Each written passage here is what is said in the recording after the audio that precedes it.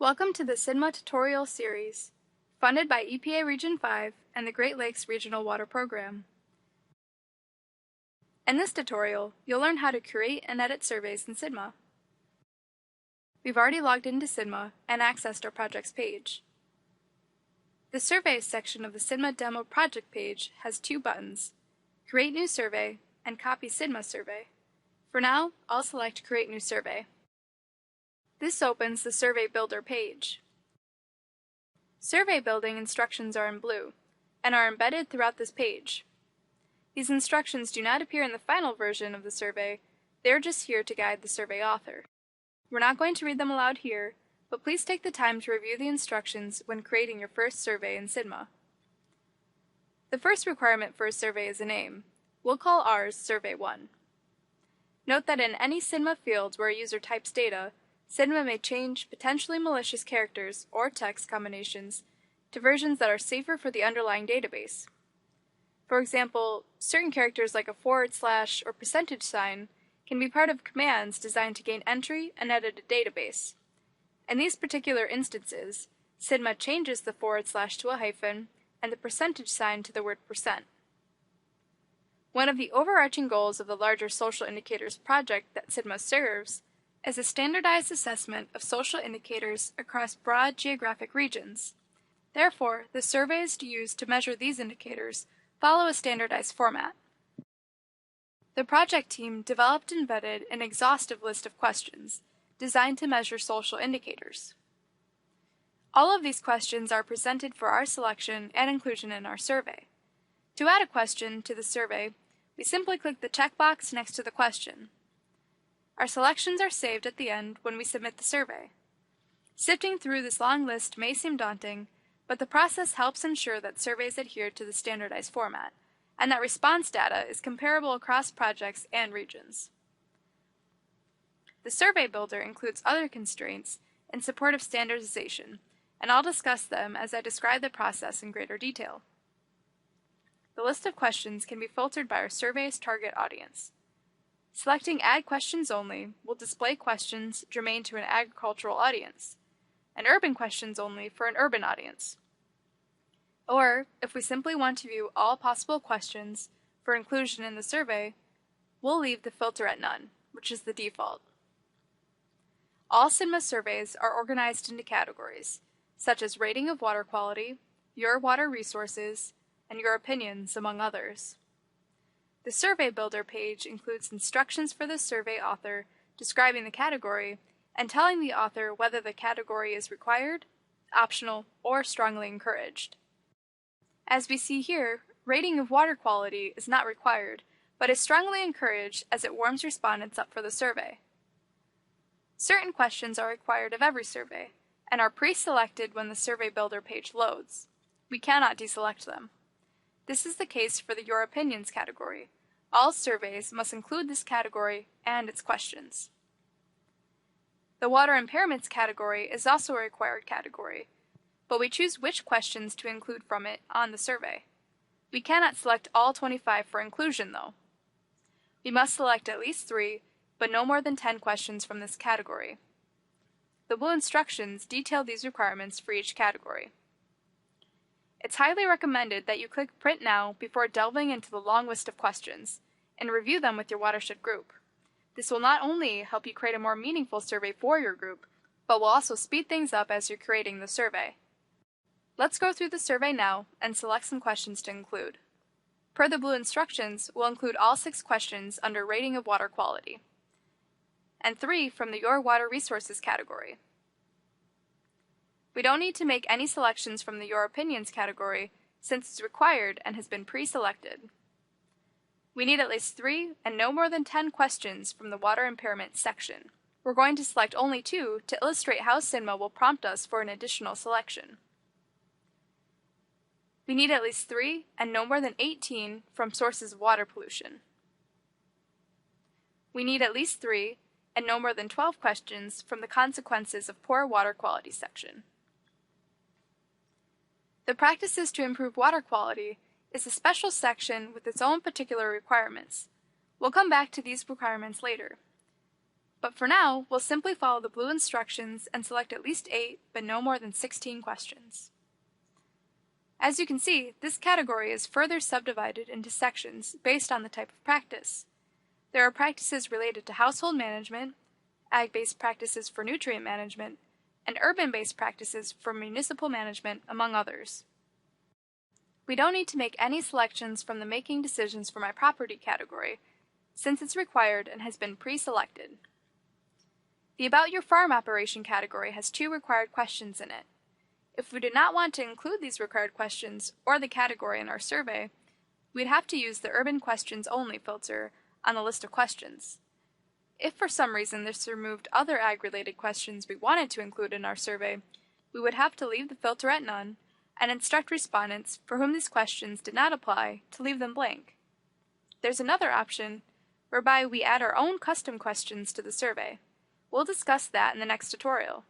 For now, we'll include the category and required questions, and we'll add some additional questions.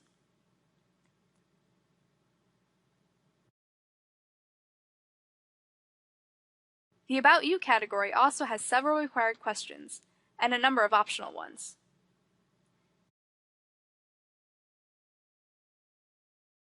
Information sources is an optional, but strongly encouraged category. We'll select several questions for inclusion.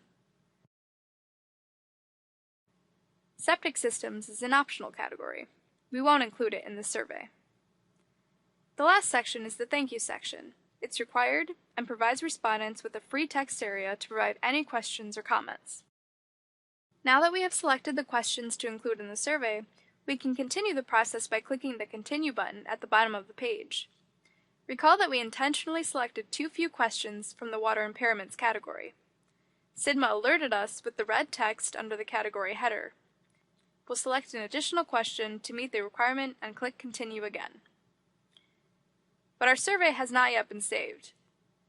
I mentioned previously that the Practices to Improve Water Quality category had its own particular requirements. To complete the survey, we must choose at least 2, but no more than 4 of the category's selected questions for inclusion in a specific constraints category. The specific constraints category was not included in the initial survey builder page because its contents depend upon the selections within the Practices to Improve Water Quality. The questions selected here will not appear on the final survey in their present form. Each selected question will be removed from this list and given its own subsection within the specific constraints category. The motivation behind this design is to identify the most critical practices for a particular area and gather detailed information regarding the constraints to their adoption. The description here will make more sense when we view the finished survey. We'll select 2 questions and hit the Submit button to save the survey. We can confirm that our survey was saved by noting the addition of the survey to the Survey section of our project page. The survey window presents us with a number of options, including functions for managing the survey, inputting responses, and analyzing response data. We'll discuss most of these functions in subsequent tutorials. For now, we'll focus on the 3 survey management actions. We can view our survey by clicking on View. This opens up the survey for our review. Note that all of the blue instructions are gone. Let's take a look at practices to improve water quality. Recall that we initially selected 8 questions from this category for inclusion in the survey. We then selected 2 from those 8 to be included in a specific constraints category. We can see in the finished survey that the Practices to Improve Water Quality category has 6 questions. The 6 we did not select to include in the specific constraints category.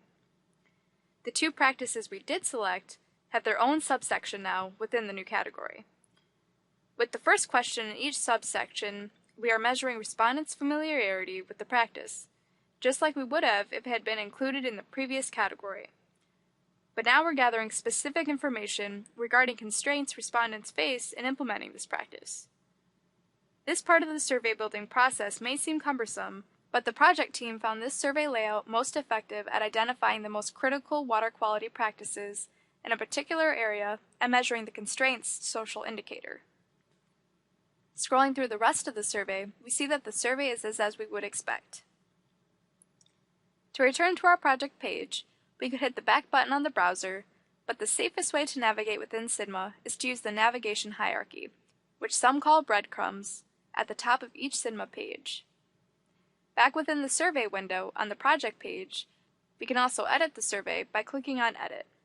Note that we can only edit surveys for which no responses have been input. This essentially brings us back to the survey building page we started with, except our previous selections are pre-selected.